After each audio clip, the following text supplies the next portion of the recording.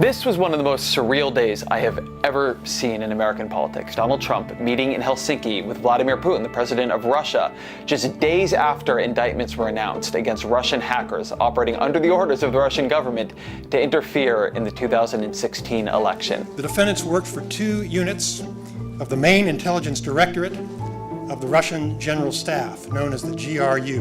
And so how did Donald Trump play it?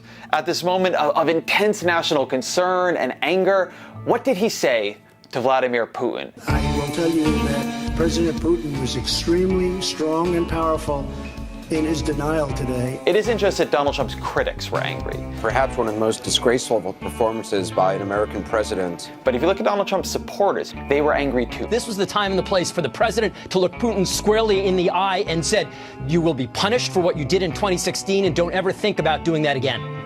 But he didn't. And that's what made it disgusting. That's what made his performance disgusting. He basically said he didn't buy what his own intelligence community was telling him.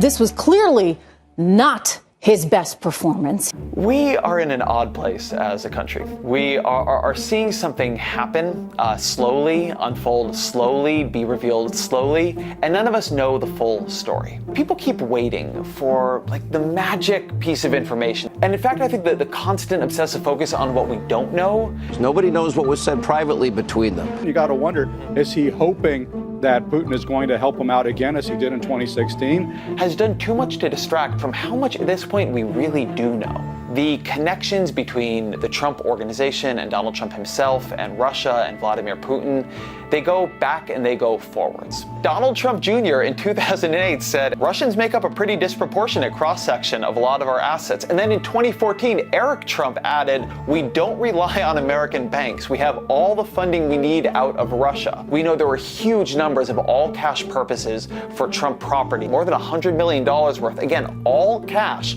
from Russians between 2003 and 2017. So there were deep financial ties between the Trump organization and Russia, even before Donald Trump ran for president. But then Donald Trump ran for president.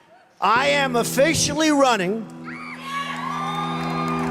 for President of the United States, and we are going to make our country great again. We know that Donald Trump repeatedly praised Vladimir Putin throughout the election. Putin said some very good things about me. People say, oh, Trump's going to be weak with Putin because Putin is saying nice things about me. Okay. I think when he calls me brilliant, I'll take the compliment, okay? We know that during all this, Donald Trump got up on a stage and asked for Russia's help getting Hillary Clinton's deleted emails. Russia, if you're listening, I hope you're able to find the 30,000 emails that are missing. And we know from Bob Mueller's investigation that the very same day Donald Trump did that, Russia actually did try to hack into Hillary Clinton's emails. The units engaged in active cyber operations to interfere in the 2016 presidential election. We know that Russians directly reached out to Trump's inner circle saying, hey, we've got dirt on Hillary Clinton, do you want it? And the inner circle said yes. We know a lot.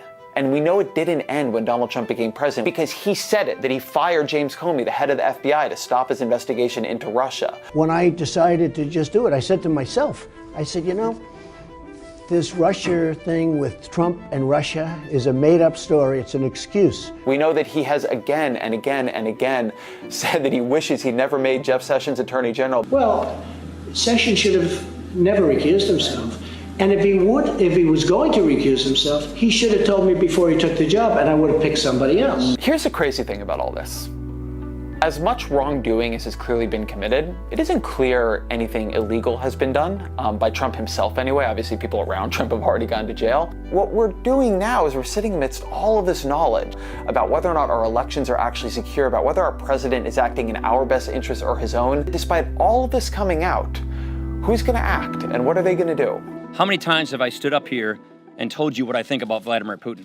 Vladimir Putin does not share our interests. Vladimir Putin does not share our values. Republicans in Congress, their entire political future depends on Donald Trump's strength. We know that Russia and the Trump campaign, whether publicly or privately, explicitly or implicitly, coordinated together. We keep pretending here that the problem is that we don't have enough information. We have plenty of information. The problem is that we don't know what to do with it. Thank you.